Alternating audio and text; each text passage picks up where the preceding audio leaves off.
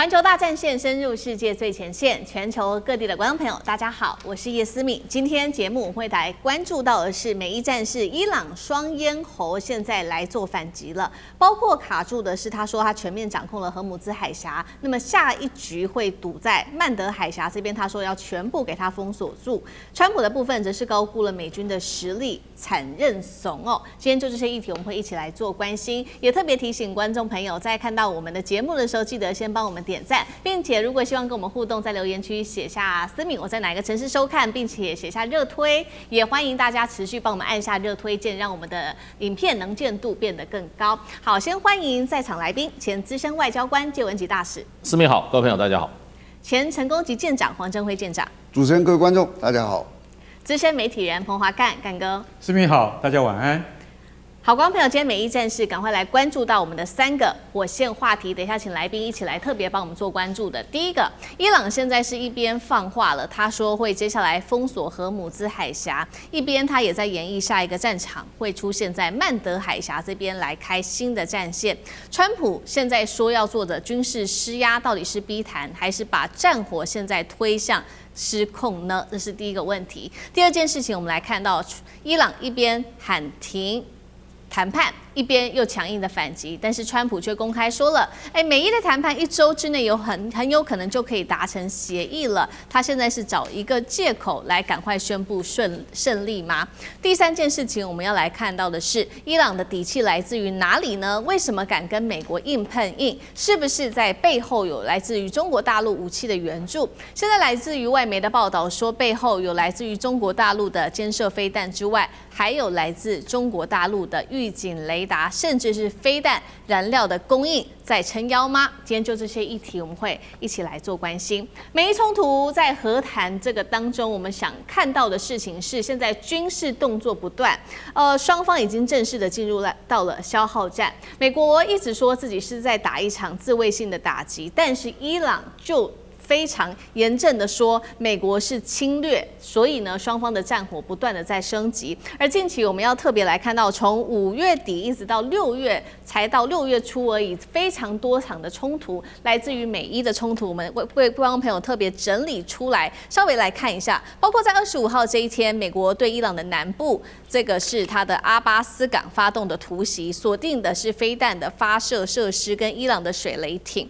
26號之後，伊朗方面則是立刻反擊，擊落了一架美軍的 MQ-9死神無人機，並且對美軍的 F-35開火，迫使這架飛機改變了航向。緊接着28號，美國再度的對伊朗攻擊，打它的無人機地面控制，發動防禦性的一個打擊。28號的時候，伊朗又反擊了，這一次打的是科威特的美軍基地。再來，我們看到30跟31號2天，美軍連續對伊朗發動了打擊，打的都是跟它的無人機的體系，還有它的雷達系統的設施是有關係的。最新我們來看到是在6月1號了，伊朗再度的打擊科威特的美軍空軍基地，革命衛隊說已經摧毀了原本預定要打擊的目標。我們看到一波一波的伊朗，甚至是全面的態度越來越強硬，對美國放話說，接下來會全面的封鎖荷姆茲海峽之外，他也言意要在曼德海峽這邊新闢一個新的戰線，導致我們現在觀察到的國際油價正在大漲，全球能源航運再度拉起了警報。川普到底有沒有錯估形勢？而另外一條新的戰線曼德海峽一旦爆發了戰爭，是否又導致國際油價會完全失控？那傑大使怎麼看？對，現在事實上的話，整個的情勢哈，在軍事上面還是在雙方的可控的範圍裡面，沒有失控。因為美國打都是怎麼講呢？嘴巴說打得很兇，實際的攻擊是很有限的攻擊，都是針對軍事基地或針對幾艘那個飛彈快艇啊，宣示的戰果看起來是不錯，可是實際你去看，造成的傷害並不大，而且是很對點的打。那伊朗的這個反擊還是沒有破壞它的原則，就是對等包袱。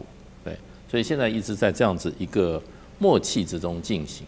所以雖然川普到最後談判快要達成階段，有一點沉不住氣，又這個手又怎麼講哈，又上了賭桌，又在那邊偷牌了，對不對？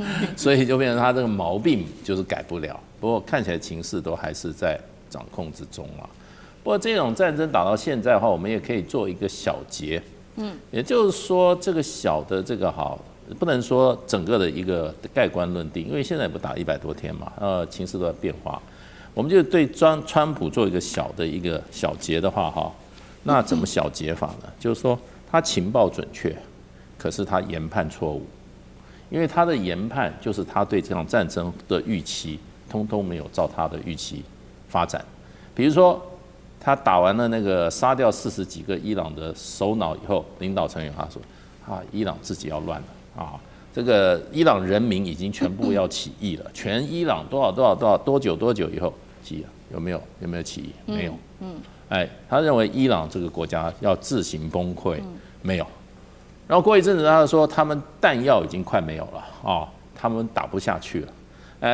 空軍被我全滅，海軍被我全滅，然後陸軍呢，他這個什麼飛彈什麼的都90%都沒有了。好，最後呢？不管他這個情報準不準確，可是他研判說伊朗快完蛋了。他已經講伊朗快完蛋已經好幾次了，都沒完蛋。所以他研判不準啊。研判不準就變成就是說這是他個人的問題了。那我有時候在想說 ，CIA 是不是在搞他？我有時候會懷疑說 CIA 不喜歡他嘛，是不是在搞他？故意挖坑給他跳，要不然怎麼跳這麼多坑呢？哪有這樣子搞法的？又說，哎呀。伊朗現在領導層分裂，他們現在已經分裂，有人要投誠了，有人要把那個幹掉，這票那要幹一票，有嗎？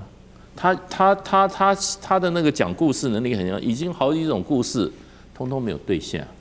所以，我們用理性的來講的話，是吧？他研判是錯誤，研判就是你的期待跟未來，你對未來的這個預估就是你的研判，那你是研判錯誤，還是你自己本來就是喜歡做夢的人？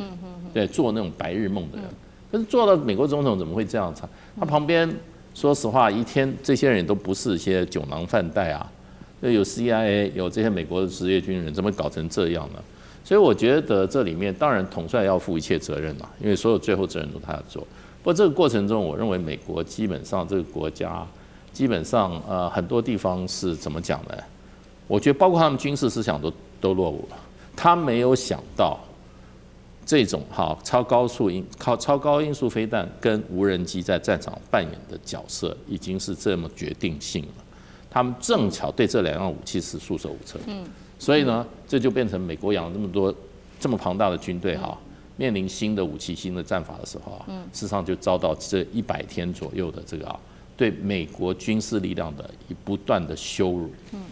好，所以我們看到整場戰事打到現在為止雖然川普獲得了非常多的情報，看起來都是準確的，但是確實在判斷上面是不是有誤導致這場戰爭遲遲都無法停下來。尤其呢，現在在這個和談期間，其實包括了伊朗跟川普對於這場戰事會不會停下來的預估值是完全不一樣的。伊朗方面呢，他們認為說呢，美國你到此刻都還在偷襲我們，並且偷改這些協議的條款，所以呢，伊朗說我們決定要終戰，並且重新來談荷姆茲海峽的議題。川普則是搞不清楚狀況嗎？他說伊朗沒有這麼說，他甚至說呢，1週之內就可能跟伊朗達成協議。川普另外他真的是目前為止壓力非常的大，除了說這個彈藥面臨快要打完的這個壓力之外，還有油價上升跟國內的反戰情緒，來自於盟友的不信任等等。所以在此刻，川普現在的態度是什麼呢？是因為他真的搞不清楚狀況，還是他趕快急於找一個台階讓自己下台階？那幹哥怎麼看？他不會搞不清楚狀況啦那老師講一句，就像大師講的，他旁邊人不是酒囊飯袋嘛，對不對？他只能夠裝蒜伊朗沒這樣講啊，有退出嗎？有嗎？不會的啦，他不會退出。我預計下個禮拜我們就會有結果，他只好這樣講啊，不然怎麼辦呢？對，可是實際上，這個戰爭已經是很不對稱了老實講一句，因為美國的確還在用上一個世代的那個想法在打這場戰爭，東西都很貴對，你已經看到烏克蘭戰場上的那個結果了，恐怕下一場戰爭真的是要這樣打法現在普丁跟澤倫斯基兩個人不知道打什麼，我們也看不太懂。就是說，好像在打一場泥淖的戰爭。沒有決定性的結果。那是未來戰爭的樣態嗎？因為你開着幾百萬美金的坦克出去，那可能開不回來啊。那我幹嘛要開出去呢？所以在這種情況底下，伊朗也是這樣，它就是不對稱嘛。我的飛彈已經被你炸光了，是不是？你知道我地下藏了多少嗎？我的飛彈不像你的 ATACMS 沒有那麼貴，而且我可以得到很多源源不絕的供給，什麼從中國來的供給啊，是不是？所以你怎麼去猜測？你怎麼去防範？然後現在好了，他說，我們還在談判桌上，伊朗卻說，我早已經離開了，我暫時懲罰你，我不在談判桌上了。為什麼？因為你偷改了條文內容，卻不讓我們伊朗知道。你光看那個裴澤斯基安哈，已經快要失勢啊。我就真的覺得伊朗總統也是蠻難幹的啦哈。他真的，因為他沒有實權。真正的實權在 IRGC 的手上，這就影響到什麼？這就影響到說，你要讓荷姆茲海峽重新開放通行的可能性，不是在這幾天之內能夠達成的。而川普要的就是要趕快開放，為什麼？因為油價壓力太大了。不是已經好像和緩了嗎？油價又退回到60幾美元一桶了嗎？現在又到了96美元了，你知道為什麼嗎？因為他說，伊朗說，我現在兩邊封鎖，荷姆茲海峽封鎖之後，我還要再封鎖曼德海峽。大家知道曼德海峽，我們曾經提過，其實阿拉伯半島的東北方就是荷姆茲海峽，曼德海峽在西南方。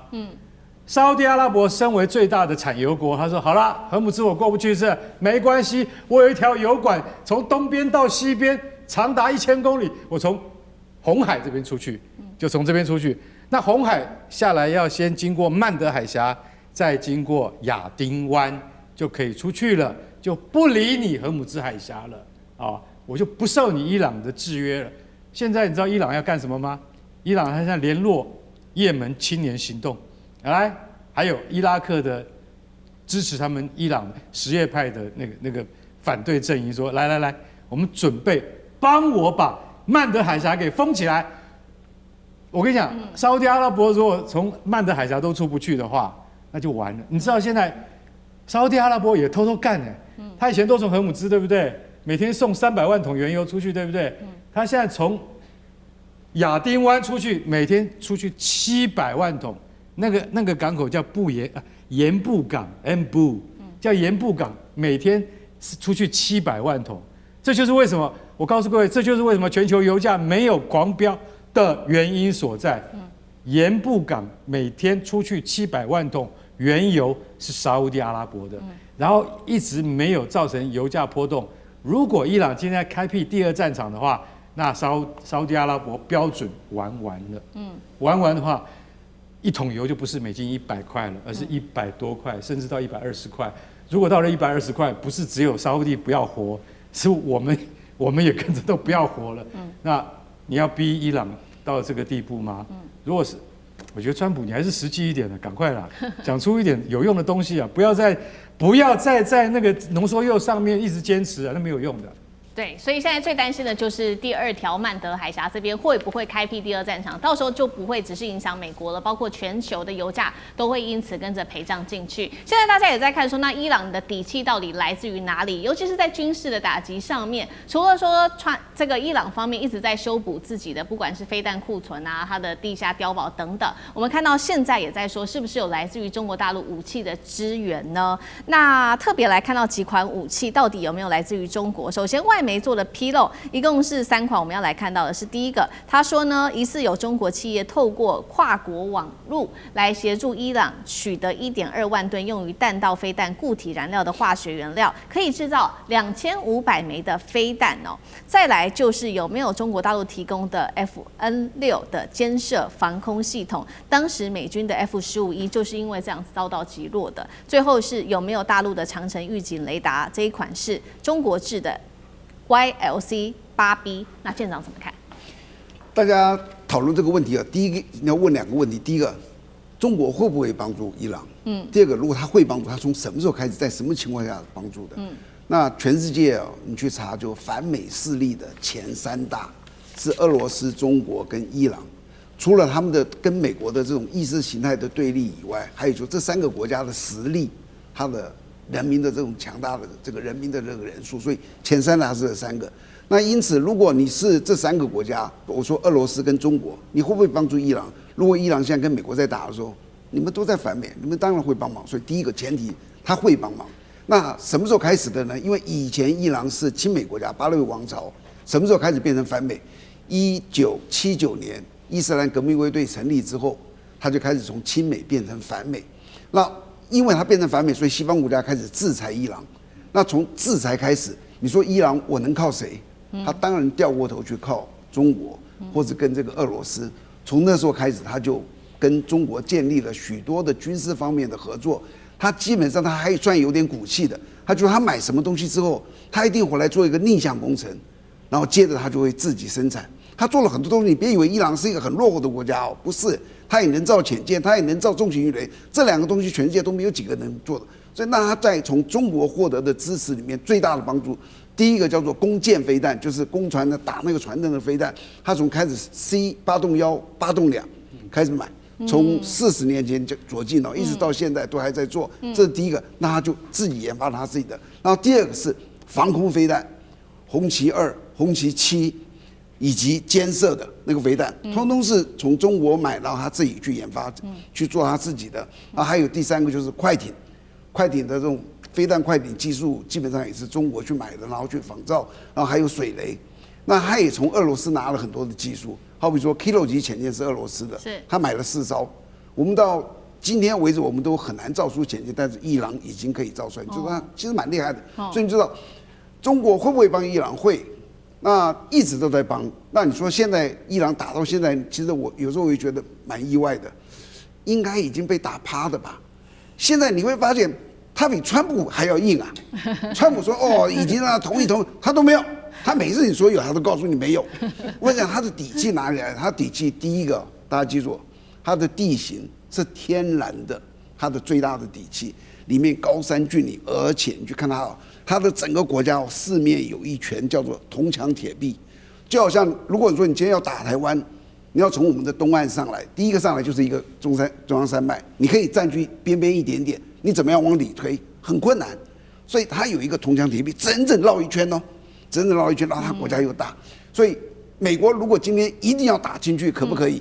以美國的實力可以，但是你去想想，他要死多少人，所以他不會去跟他去硬拼，這是一個。第二個就是哦，真的就是俄羅斯跟中國的資源，而且別忘了這3個國家是貼在一起的。